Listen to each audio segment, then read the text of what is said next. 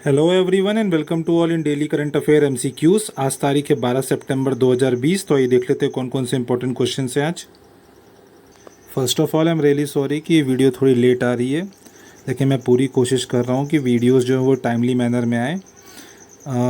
आने वाले समय में पूरी कोशिश करूँगा कि जो अपना टाइम था सुबह अर्ली मॉर्निंग 5 o'clock पे वीडियोस को पब्लिश कर दिया जाता था यूट्यूब पे, तो ऐसा ही फ्यूचर में भी हो। कुछ दिनों तक दिक्कत होंगी, मैं ट्राई कर रहा हूँ कि ये जल्द से जल्द हो जाए, लेकिन कभी कभी कंडीशन क्या है कि आपके साथ नहीं चलती, आपके अपोजिट चलती है। तो वैसी सिचुएशन में फेस कर रहा हूँ, लेकिन मैं पूरी कोशिश कर रहा हूँ कि ये फिर से हम अपने बैक टू नॉर्मल वाले टाइम फ्रेम में चले जाएँ। चलिए समय को बर्बाद ना करते हुए वीडियो को स्टार्ट करते हैं। देखिए, ये हमारे कुछ पेड सब्सक्रिप्शन है जिन्हें आप ले सकते हैं। ईयरली प्लान जो है 499 रुपीज़ का है, जो अभी 399 रुपीज़ में अवेल कराया जा रहा है टिल 15 सितंबर। जो मंथली प्लान है वो 99 रुपीज़ का, और जो एनसीईआरटी का प्लान है वो 299 रुपीज़ का है। अगर आप ये ईयरली प्लान लेते हैं तो आपको करना क्या होगा, 399 रुपीज़ आपको गूगल पे या फ़ोनपे करना है रिस्पेक्टिव नंबर पे। उसके बाद स्क्रीनशॉट को शेयर करना है व्हाट्सएप पे। जैसे आप स्क्रीनशॉट को शेयर करते हैं, आप ये सारी फैसिलिटीज़ को अवेल कर पाएंगे, और साथ में भी हम लोग जो करंट अफेयर डिस्कस करने जा रहे हैं उसकी पीडीएफ नोट को भी अवेल कर पाएंगे। तो चलिए बढ़ते हैं आगे। जो हमारा पहला क्वेश्चन है वो sustainable alternative towards affordable transportation scheme के बारे में है। हमें ये बताना है कि ये किस मिनिस्ट्री के द्वारा लॉन्च किया गया है। तो आइए ऑप्शंस को देख लेते हैं। Ministry of road transport and highways, ministry of agriculture and farmers welfare, ministry of petroleum and natural gas, या मिनिस्ट्री ऑफ रेलवेज़ के द्वारा। तो मैं आपको बता देना चाहता हूँ जो इसका करेक्ट आंसर है वो ऑप्शन सी है। Ministry of petroleum and natural gas के द्वारा इस स्कीम को लॉन्च किया गया है। आइए जान लेते हैं इस स्कीम के बारे में। देखिए, हाल में ही ना ministry of petroleum and natural gas ने 100 लेटर ऑफ इंटेंट जो है वो हैंड ओवर किया है किसको, कंप्रेस्ड बायोगैस एंटरप्रेन्योर्स को।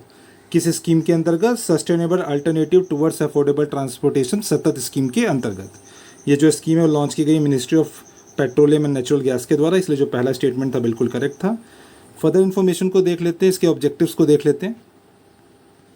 देखिए, इस स्कीम के ना 4 मेन ऑब्जेक्टिव है, तो ऑब्जेक्टिव्स को देख लेते हैं। पहला ऑब्जेक्टिव ये है कि आपको पता है इंडिया में हर साल 62 million metric ton waste generate होता है, तो इस वेस्ट को यूज़ किया जाएगा इस स्कीम के अंतर्गत। ठीक है, कंप्रेस बायोगैस में इसको बनाने में इस वेस्ट का यूज़ होगा, और जैसे ही इस वेस्ट के थ्रू कंप्रेस बायोगैस को बना लिया जाएगा ना, तो जो हमारी जो इम्पोर्ट डिपेंडेंस है ना नेचुरल गैस के ऊपर, वो कम हो जाएगी। और साथ में ये जो नया जो स्कीम लॉन्च की गई है, इसके अंतर्गत जो एंटरप्रेन्योर कंप्रेस बायोगैस प्लांट को सेटअप करेंगे वो जॉब क्रिएशन का भी काम करेगा, और साथ में ही ये व्हीकल से होने वाले एमिशन और जो एग्रीकल्चर वेस्ट को जलाने से जो पॉल्यूशन होता है उसको भी कम करेगा। तो ये सारे जो ऑब्जेक्टिव्स हैं ना, इसको आप मेंस आंसर राइटिंग में यूज़ कर सकते हैं, उसके लिए बहुत इंपॉर्टेंट है। तो ये सारी इन्फॉर्मेशन थी सतत स्कीम के बारे में। चलिए बढ़ते हैं आगे। जो हमारा सेकंड क्वेश्चन है उसमें कुछ स्टेटमेंट्स दी गई हैं, तो आइए स्टेटमेंट्स को ध्यान से देख लेते हैं। पहला स्टेटमेंट ये कहता है कि जो ओजोन है वो ऑकर करती है स्ट्रेटोस्फीयर और ट्रोपोस्फीयर दोनों में, अर्थ के एटमॉस्फेयर के अंतर्गत। हमारा जो दूसरा स्टेटमेंट है वो ये कहता है कि जो ओजोन ट्रोपोस्फीयर में पाई जाती है वो एक तरह की हार्मफुल एयर पॉल्यूटेंट है। तो बताइए कौन कौन से स्टेटमेंट करेक्ट हैं। तो मैं आपको बता देना चाहता हूँ दोनों के दोनों स्टेटमेंट बिल्कुल करेक्ट है, तो ऑप्शन सी करेक्ट हो जाता है। यहाँ पे 1 छूट गया है, ऑप्शन सी करेक्ट हो जाता है। आइए जान लेते हैं इसके बारे में। देखिए, हाल में ही ना कुछ साइंटिस्टों ने रिसर्च किए। कौन से साइंटिस्ट है, Aryabhatta research institute of observational science के जो साइंटिस्ट उन्होंने इवेल्युएट किया है नियर सरफेस ओजोन को। कहाँ पे, ब्रह्मपुत्र रिवर वैली में, इसीलिए न्यूज़ में था। ओजोन की बात करें तो ओजोन का जो केमिकल फॉर्मूला होता है वो O3 होता है, मतलब उसमें 3 एटम होते हैं ऑक्सीजन के। ठीक है, अगर हम अर्थ के अपर एटमॉस्फेयर की बात करें स्ट्रेटोस्फियर, और लोअर एटमॉस्फेयर की बात करें यानी ग्राउंड लेवल यानी ट्रोपोस्फियर की बात करें, तो जो ओजोन है वो दोनों जगह पाया जाता है। इसीलिए जो पहला स्टेटमेंट होता है वो बिल्कुल करेक्ट हो जाता है। ओजोन के बारे में फर्दर इन्फॉर्मेशन को देख लेते हैं। देखिए, ओजोन के बारे में बात करें, गुड ओजोन और बैड ओजोन के बारे में, तो देखिए आपको पता है जैसे ये अर्थ है लोअर, ये ट्रोपोस्फियर है, और ये स्ट्रेटोस्फियर है, दोनों जगह ओजोन पाई जाती है, आपको पता है। अब देखिए, मान लीजिए सन से कोई भी रेज आएंगी तो वो पहले स्ट्रेटोस्फियर वाले ओजोन लेयर पे पड़ेंगी।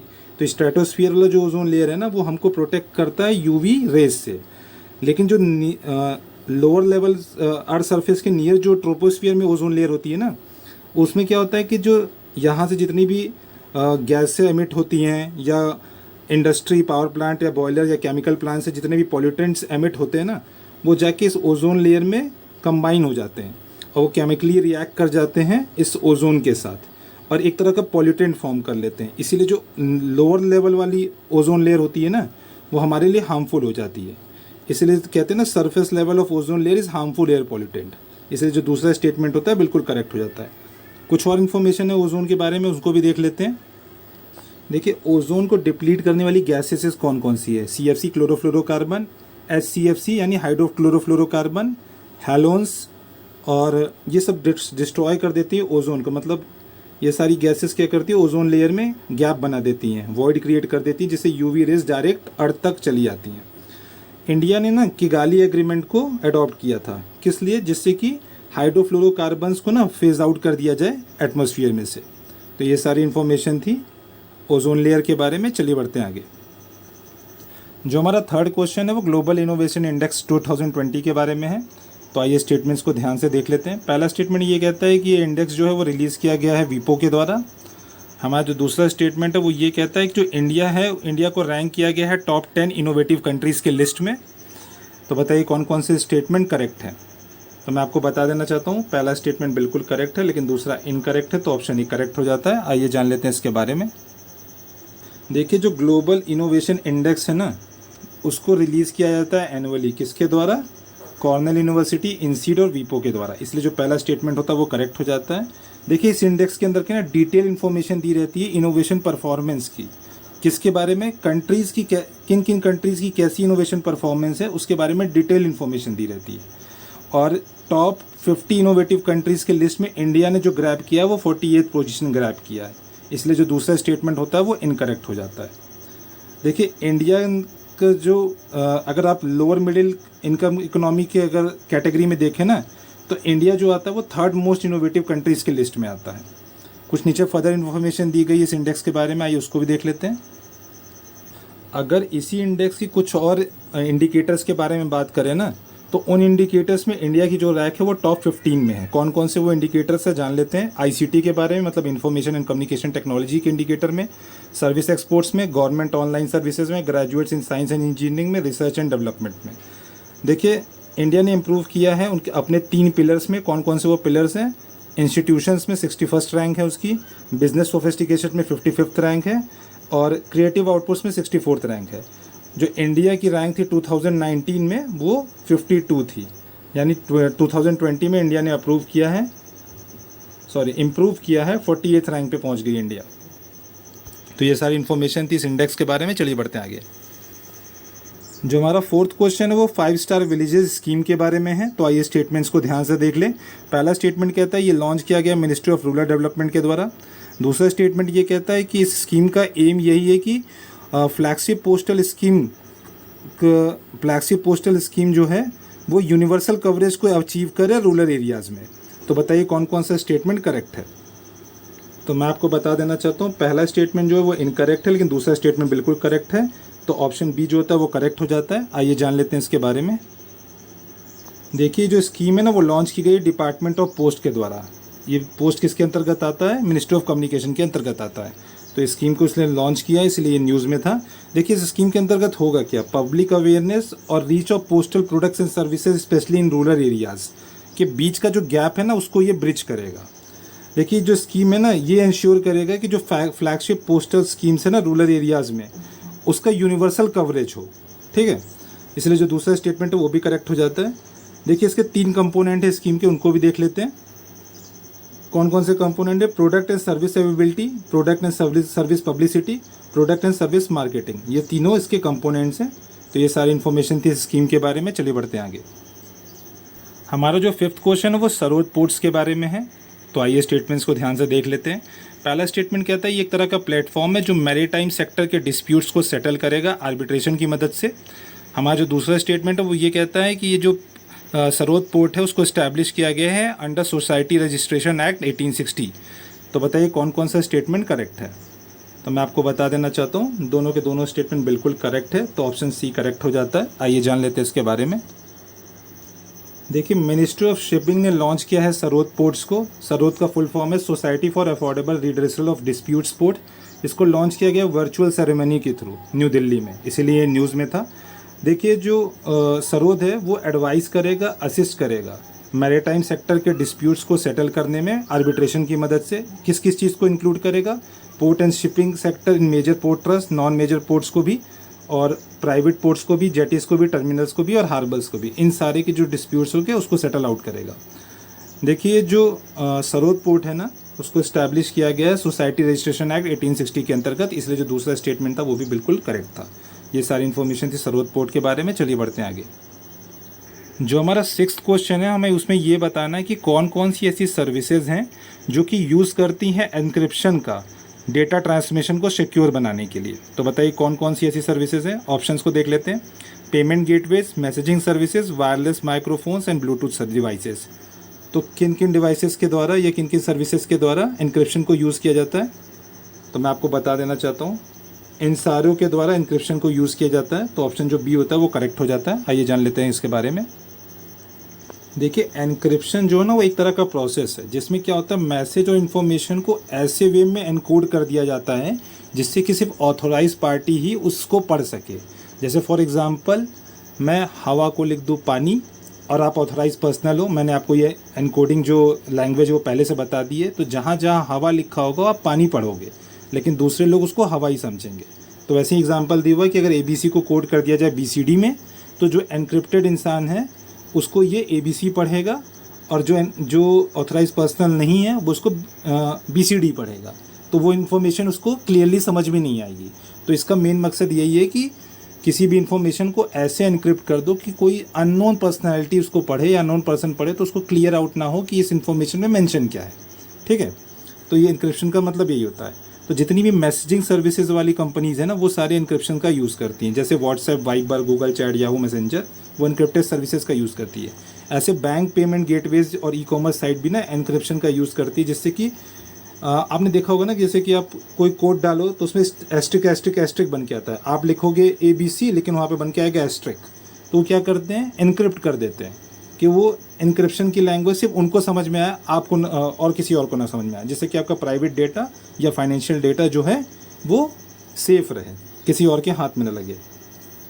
देखिए और भी बहुत सारी जगह देखिए, जैसे बहुत सारे डिवाइसेस जो होते हैं ना, उनमें भी इनका यूज़ किया जाता है। जैसे mobile telephones, wireless microphones, intercom system, Bluetooth devices और bank automatic teller machines, ATMs में भी इसका यूज़ किया जाता है।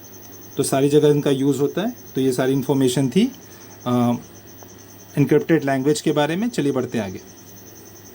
हाल में ही रैडर X न्यूज़ में था। हमें ये बताना है कि इसका एप्लीकेशन कहाँ कहाँ होता है, एक्सप्लोजिव डिटेक्शन में, नारकोटिक्स कंट्रोल में, या दोनों में, या किसी में भी नहीं।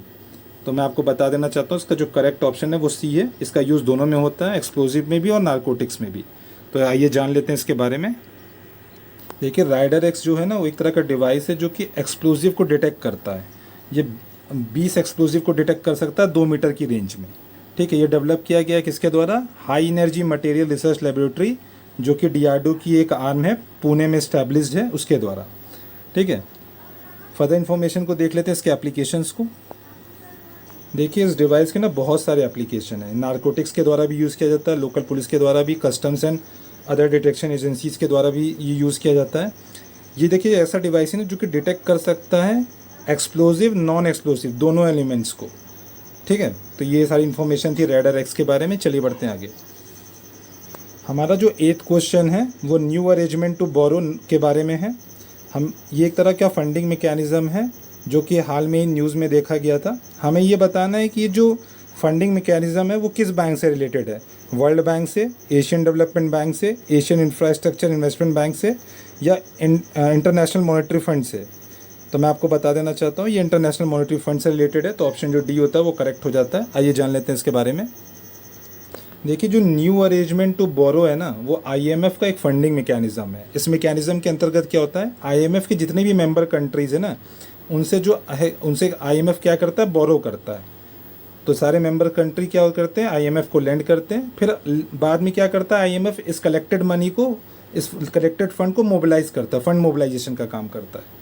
तो इस अरेंजमेंट के अंतर्गत यही किया जाता है और ये न्यूज़ में था। ये सारी इन्फॉर्मेशन थी न्यू अरेंजमेंट टू बोरो के बारे में। चलिए बढ़ते हैं आगे। जो हमारा 9th क्वेश्चन है वो शंघाई कोऑपरेशन ऑर्गेनाइजेशन के बारे में है। हमें ये बताना है कि कौन सी कंट्री शंघाई कोऑपरेशन की मेंबर नहीं है। तो आइए ऑप्शंस को देख लेते हैं। तजाकिस्तान, तुर्कमेनिस्तान, उज़्बेकिस्तान या कज़ाकिस्तान। तो मैं आपको बता देना चाहता हूँ तुर्कमेनिस्तान इसकी मेंबर नहीं है, तो ऑप्शन बी करेक्ट हो जाता है। आइए जान लेते हैं इसके बारे में।